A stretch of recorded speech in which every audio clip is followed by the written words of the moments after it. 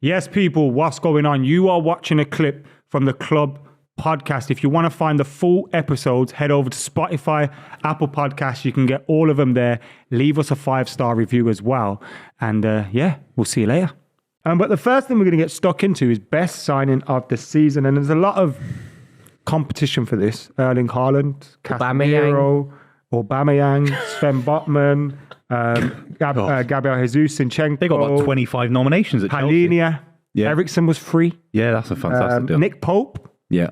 Great son. Yeah, I seen some idiot on another podcast call him world class this week. It's crazy. What a flipping idiot, eh? If it was on this podcast network. No, I can start off because the guy that obviously wins this every day of the week plays for Man City, and I'm not to denigrate Casemiro. I think I love defensive midfielders. Is one of my favorite positions to play as a kid. I love Casemiro. no. Let's stop the podcast. So what I'm saying, some people find it boring. I used to find Gareth Barry so exciting. I love Gareth Barry. Stop the podcast right there. What I'm trying to say is Casemiro, Eriksen. Stop. What? Do you know You're a liar. You're a liar. What? You're a liar. I don't respect Casemiro. Why are you trying to seem so uppity on the show?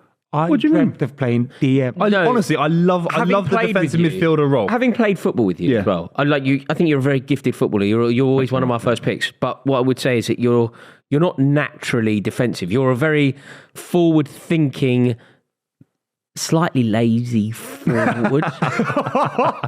In a five-side, it's different. At 11s, you haven't seen me yet, but we'll do that one day. The club, can be 11-a-side club. We'll need 8 OGs to join us. We'll struggle because it's 3 of us, but yeah. But honestly, I wasn't trying to sort of go on a tangent there, but Casemiro has been unbelievable. I mean, you've signed quality and it's come through. There's been no transitional period. He's come straight in and directly influenced What have your you squad. made of him as, because I knew he was a great defensive-minded midfielder, broke up play, read the game, etc. But I didn't realise how good he was with the ball.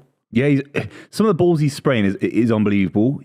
A lot of people that watch Spanish football week in, week out would say, well, it's no big surprise. The big thing is, I would have told you. Yeah, I don't want to say anything. No, but Cruz and Modric did it for Real. Yeah, of you know course, what I mean? yeah. But there's always that, in England, it can feel a little bit, sometimes when, look at Aquilani at Liverpool, for example, sometimes it doesn't always translate. I'm your biggest fan. It can go back until you love me. That's what they used to sing. They Lady Gaga'd him, didn't they?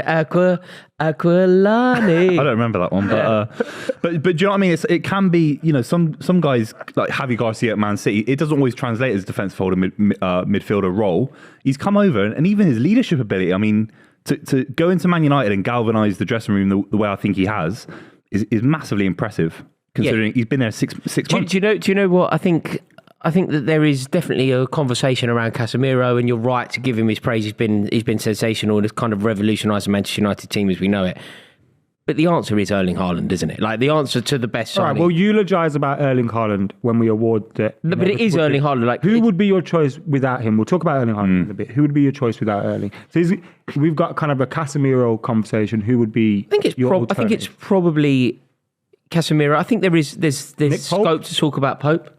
I think there's scope to talk about a lot of players, but the answer is Erling Haaland. Like, if you don't think... But what I was trying to prompt from you there was you just talk about Nick Pope for a minute. Yeah, I know, but in terms of answering the question, it just feels unnecessary because I think everybody listening to this will know that Nick Pope's done very well.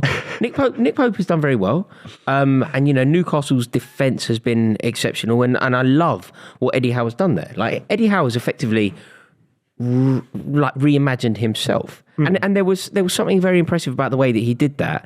This isn't only applicable to football managers or football people. You and I could have a moment where we could improve. We could but what I mean is sometimes you end up in a situation where, say, somebody would say to you, "Would you like to go on a broadcasting course?" You'd have two answers to that. You could potentially say, "Yes, I'd love to improve," or you could be quite arrogant and go, "Of course I don't. I'm already a broadcaster and I'm excellent already, and I don't want to go on that course." I would opt in to improve at every possible opportunity, but I don't think all footballers or football managers would. Eddie Howe ended up in a situation where he couldn't sort out a defence. His defence was so easily worked out at Bournemouth, and they conceded far too many goals. Rather than saying, "I'm already a Premier League manager, I don't need to improve," he didn't have that arrogance. He went, "Do you know what? I'm going to have a sabbatical and I'm going to go to Spain. I'm going to link up with Diego Simeone and I'm going to embrace Diego Simeone's techniques. I'm going to learn from one of the very best defensive managers that has ever existed. And I'm going to self-improve." He wasn't arrogant enough to think that he already had the skills. He went over to Spain and studied and now Newcastle haven't conceded a goal since the Jurassic era. Like, it's amazing. Crazy. Pope and Botman are big contributors towards that. And the defence, I think it's the best defensive record in the league at the By moment. far, Newcastle. like There with convincingly, Arsenal's, I think, as well. And I think Pope leads the way in terms of clean sheets at the moment. So he's obviously absolutely smashing it. You have to speak about Arsenal signings. I know Gabriel Jesus made an immediate impact at the start of the season. But for them, you're looking at Zinchenko and I know he's had injuries as well, but it looks like he's made a huge impact to their mentality. And I know that he's not. I know that he's not part of this conversation really, but certain players have elevated, haven't they? I know that, like, the player that Odegaard is this season is better than the player he was last season. Saliba as well. Yeah. So, but coaching. But yeah, I think Zinchenko again deserves a mention. Jesus certainly revolutionised that Arsenal team. I feel like we're just delaying the inevitable award. It's obvious, the whole point here was we were going to talk about Casemiro, we're going to talk about the Newcastle lads, we're going to talk about the Arsenal lads, and then I'll just go for the jugular. I'm just like, it's easy. Yeah, but if we just went for the jugular, it'd be a 10-minute episode of the podcast. It'd be punchy. There's a couple for City though. I mean, you look at someone like Julian Alvarez. I know he's obviously not going to win it, but that is a long-term signing for. He could be a better signing for you in the long term than Haaland. That's a very if you good get shout. my drift in terms of when Haaland leaves, you've already got. He's not naturally as gifted as Aguero or Tevez at the same age category. Nowhere near. So he's a different kind of player. I think he's more of a kind of functional striker, if that makes sense. But look, obviously for me, the nomination has to be Calvin Phillips. He's been unreal. No, I'm joking, obviously. So Erling Haaland. What I've seen from Erling Haaland, I never saw from Aguero. I never saw from Tevez. Those players that I've just mentioned are better all-round footballers for me. But this guy, his one sort of asset is finishing in the box, basically. That's all he does. I don't think he scored a goal from outside the box yet. 31 goals in all competitions, and we're freezing our nuts off in the middle of winter. Do you know what I mean? It's absolutely crazy that he's already beaten Premier League, single season goal scoring stats the last 4 years. Impressive goal scorers as well. He's broken like Salah's record. He's already beaten Salah's record. He's already beaten Kane's absolutely record. Crazy. And the big thing that I think, when there are people doing these discussions in different videos or whatever, different podcasts, the reason he's not instantly winning it is because we're not seeing City 11 points clear. We obviously haven't won a Champions League yet or competed for a trophy on so early in the season to do that. So in the league, we're second. And we has he made us better in the league? By definition, we're slightly worse than we were last season. He's had an unbelievable season. For so that he has reason, to win could it. you not make Zinchenko or Pope the signing of the season? Yeah. If at the end of the season, Nick Pope helps Newcastle with tons of clean sheets, gets Champions League football, and Haaland comes second with Man City, there's a big debate there. But at the moment, how can you score 31 goals in all competitions? 31 goals, and he could end up with 60. I don't think he's even playing to a massively high level. I do think Arsenal they don't have a standout individual that stands out as much as Haaland, but they're a better team. Partey's already been there, Odegaard, exactly. I only think Napoli's really alongside Arsenal at the moment.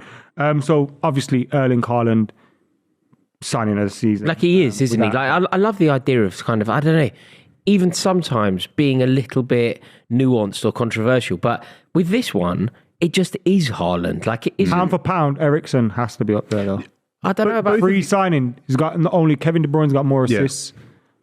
He's played every single game, which I've been worried for. I guess this is a question for you more, Adam, because I think United have probably been blessed more than any other club in European football with 25, 30 years of world-class strikers in every generation, whether in the 90s, Andy Cole, Dwight York, Van Nistelrooy, Rooney, Tevez, etc. How high do you think Haaland goes? The one as an individual player, not do you know the thing that he hasn't got that, let's say, a Rooney's got is the rest of the Aguero's got, and that's where maybe Pep, if he's at City for 3-4 years, probably looks for a different style of striker if this persists. But I also think City's issues at the moment aren't Haaland as much. It's that your wingers have gone from being really quick wingers that got to the byline, cut it back, made loads of chances in that kind of between the 6-yard box and the penalty spot, little corridor, where people just eat up those chances all day. Yeah. You've stopped really creating as many of those chances. Really, most of your chances come from Grealish cutting back and then swinging it in maybe, and Haaland, Kevin De Bruyne, Kevin De Bruyne finding Haaland on the last shoulder. So you've lost a lot of different dimensions to your attack, I think, as well, which is trying to change your team. I don't think it's as much Haaland, but to those strikers that you mentioned, he hasn't got. But then If He City puts win the himself league- into positions to score more goals City than win the league, anyone and else ever has done. And as much yeah. as I think Arsenal will win the league, City are obviously totally capable of winning the league. If they do win it, Erling Haaland's goals will be key. And therefore, his goals shouldn't be just overlooked. For some reason, I don't know if it's because of the expectation or because Because we're of the aware. robot. But people are being fairly snide about Haaland and kind of seeing it as a formality rather than acknowledging the brilliance that it takes to score that level of goals. He's outrageously Yeah. brilliant. We love him as City fans. We absolutely love him for what he represents. He's such a young, hungry. He's a brilliant player.